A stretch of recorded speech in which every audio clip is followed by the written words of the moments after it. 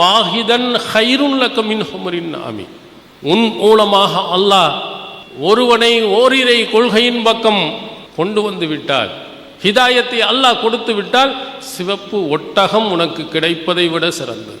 பெரும் செல்வங்கள் கிடைப்பதை விட ஒருவன் ஓரிரை கொள்கையின் பக்கம் வந்துட்டா அதுதான் சிறந்தது. அதை மனதில் ஆழமா பதிய வைத்துக்கொள். போய் அங்கே போய் வெட்டணும், குத்தணும், அந்த கனிமத்து பொருளை எடுக்கணும் இல்லை. அவன் உண்மையான கொள்கையின் பக்கம் வரணும். அதை முதல்ல செய்ய. போர்க்களத்தில் போய் வெட்டணும் குத்தணும் போகாத. அந்த மக்கள் அறியாதவர்களாக இருக்கலாம், உண்மையான கொள்கையின் பக்கம் அழைத்து விடு. அப்படி நீ அழைப்பதின் மூலமாக ஒரு 4 பேர் வந்தாருன்னா அதில் கிடைக்கக்கூடிய அந்த மகிழ்ச்சி, அதனுடைய செல்வம், அதுக்கு ஈடு எதுவுமே இல்லை. நபிகளார் சொன்னது அதுதான் நாம் மனதில் நினைக்கணும்.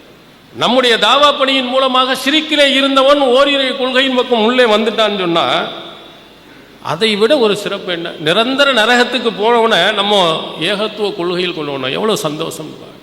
தர்காவுக்கு போயிட்டு இருந்தவன், தாயத்து தட்டு என்று சுத்தி கொண்டு இருந்தவனை நாம் அழைத்து கொண்டு வந்துட்டோம்னா அல்ஹம்துலில்லாஹ் மாஷா அல்லாஹ், அது மாதிரி ஒரு சிறந்த ஒன்று உலகத்தில் எதுவுமே இருக்க முடியாது.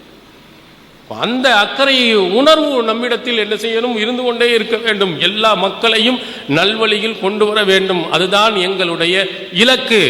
அவனை திருத்த வேண்டும் என்பதுதான் எங்களுடைய இலக்கு. நல்வழிப்படுத்த வேண்டும் என்பதுதான் இலக்கு. அதற்கு கிடைக்கும் எல்லா வாய்ப்புகளையும் நாங்கள் பயன்படுத்துவோம். நபிகளார் பயன்படுத்தினார். அவங்க உளப்பூர்வமாக அதை நம்பியதின் காரணத்தினால், நினைத்ததின் காரணத்தினால் எல்லா வகையிலையும் அந்த மக்களை கொண்டு வந்தார். அங்கிருந்த மக்களும் அப்படி ஆர்வப்பட்டார்.